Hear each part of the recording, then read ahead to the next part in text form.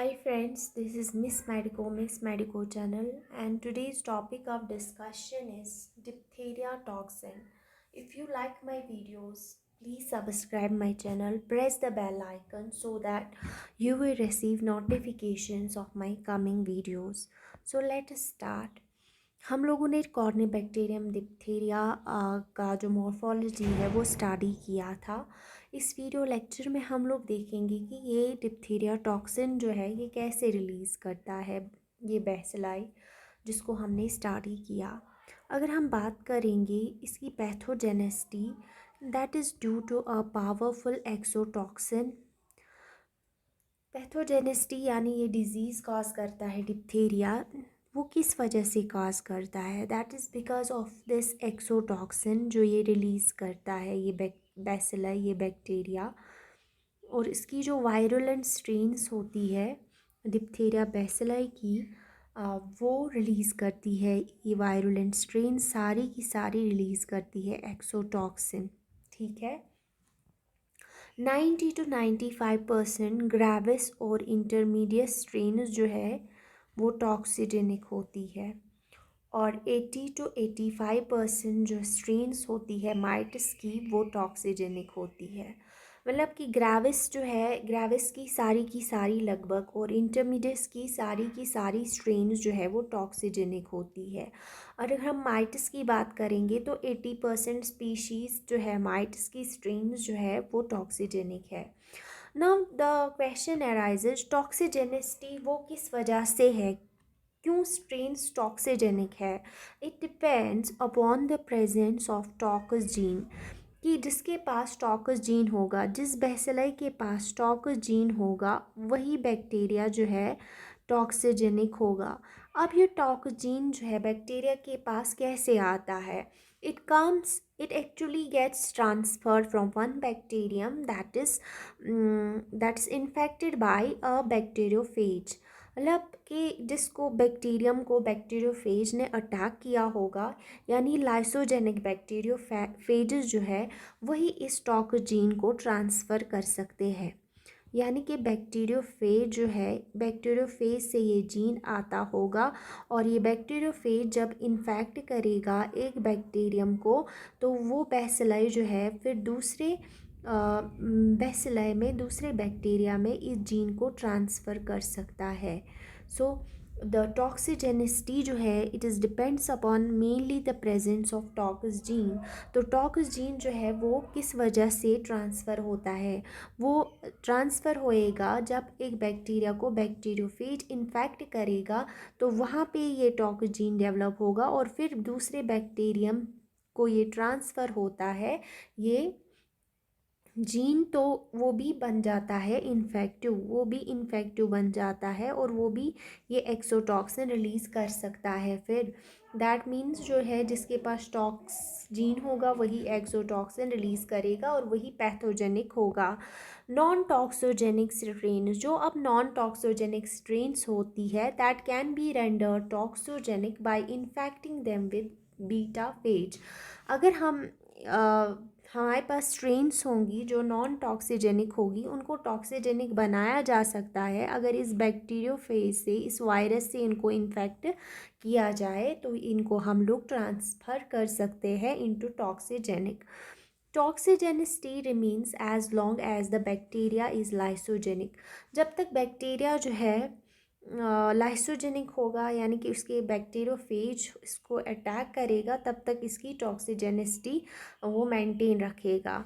When the bacteria is freed of its phage it loses it is toxigenicity, और जब ये phase इससे free होगा तो इसकी टॉक्सिजेनिसिटी भी लॉस हो जाएगी।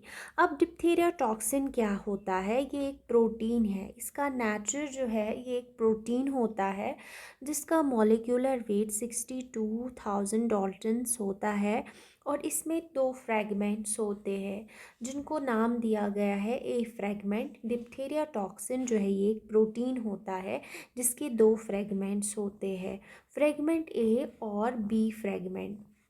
2 फ्रैगमेंट्स होते हैं, ए फ्रैगमेंट और बी फ्रैगमेंट।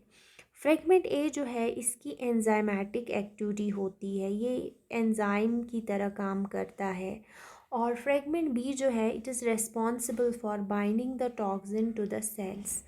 तो ये बी जो है फ्रेगमेंट ये रेस्पॉन्सिबल है बाइंडिंग के लिए। ए जो है इसकी एंजाइमेटिक एक्टिविटी है, तो बी जो है it is responsible for binding the toxin to the cell. अगर हम एंटीबॉडीज़ प्रोड्यूस करेंगे बी फ्रेगमेंट के, तो it prevents the binding of toxin to the cells. तो सेल्स के साथ टॉक्सिन बाइंड नहीं होगा, तो एंटीबॉडीज़ जो है वो प्रोटेक्टिव है। ठीक है, antibody is protective against fragment B, means fragment B से को ये बाइंड नहीं होने देते हैं to the cell. Toxin protection depends upon the concentration of iron. Toxin की पैदावार जो है depends upon the concentration of iron.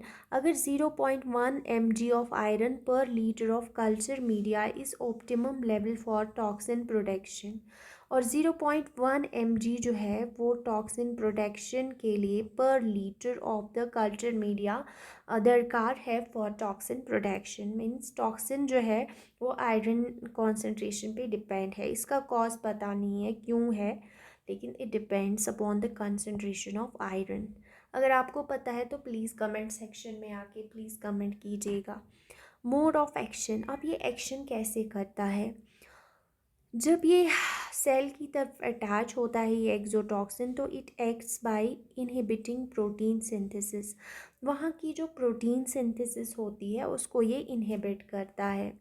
Exotoxin क्या करता है? प्रोटीन सिंथेसिस को इनहिबिट करता है। It inhibits the protein synthesis. ठीक है, it inhibits actually polypeptide chain elongation. जब एक अमाइनो एसिड दूसरे अमाइनो एसिड के साथ मिलता है तो एक पॉलीपेप्टाइड चेन बनती है, इसकी इलॉन्गेशन को एक्चुअली इनहिबिट करता है एक्सोटॉक्सिन। और इसके लिए दरकार होता है nicotine amide adenosine dinucleotide. NAD की प्रेजेंस में ये सब कुछ होता है। एक्चुअली होता क्या है, एक इलोंगेशन फैक्टर को ही इनएक्टिवेट करता है ये टॉक्सिन।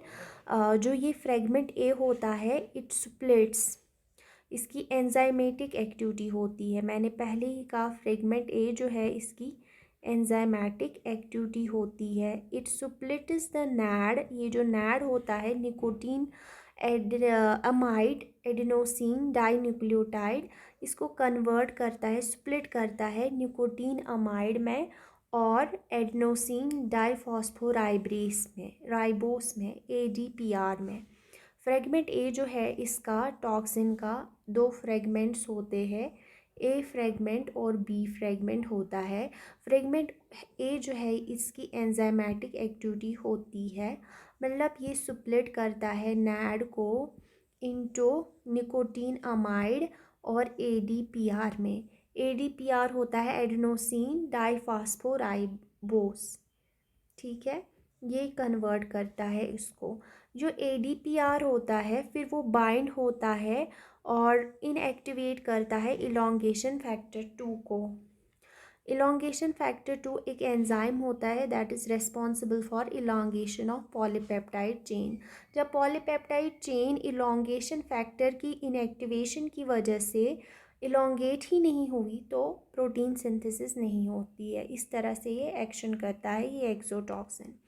यहाँ पे ये ह्यूमन सेल है, सेल सरफेस दिखाया गया है। ये डिप्थेरिया टॉक्सिन है, इसके दो कंपोनेंट्स है ए और बी। ए की एंजाइमेटिक एक्टिविटी है जो अंदर वर्क करता है सेल के अंदर, और बी जो है वो बाइंडिंग के रिस्पॉन्सिबल है। पहले जो है डिप्थेरिया टॉक्सिन रिसेप्टर के साथ बाइंड होता है वाया बी फ्रेगमेंट, और फिर उसकी इंटरनलाइजेशन होती है और एक पिट सा डेवलप होता है, और इस इंटरनलाइजेशन के बाद ये एक एंडोसोम बनता है, और इस एंडोसोम की एसिडिफिकेशन हो जाती है जिसमें H पॉजिटिव अंदर इस एंडोसोम के अंदर चला जाता है, और यहाँ पे ATP चेंज होता है ADP में, इसमें एनर्जी लगती है और अंदर H पॉजिटिव जमा हो जाते हैं, और pH 5.1 रहता है अंदर इस एंडोसोम में।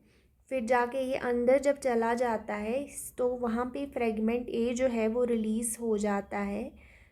फ्रेगमेंट बी बाहर ही चला जाता है। फ्रेगमेंट ए जो है वो अंदर एंजाइमेटिक एक्टिविटी दिखाता है, ये रिलीज़ हो जाता है। जब वहाँ पे एसिडिक पीएच होगा तो वहाँ पे एक्टिव फ्रेगमेंट ए बन जाता है और वो रिलीज़ हो जाता है इस एंडोसोम से।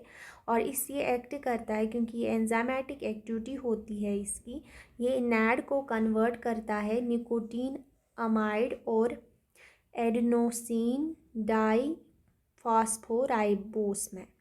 और ये जो पहले इलोंगेशन फैक्टर 2 जो था वो एक्टिव होता है, लेकिन वो जो एडीपीआर है इसको इनएक्टिव बनाता है। और ये एडीपीआर आता है नैड से, ठीक है। नैड कन्वर्ट हो जाता है, स्प्लिट हो जाता है फ्रेगमेंट, ये सारा फ्रेगमेंट ए करता है।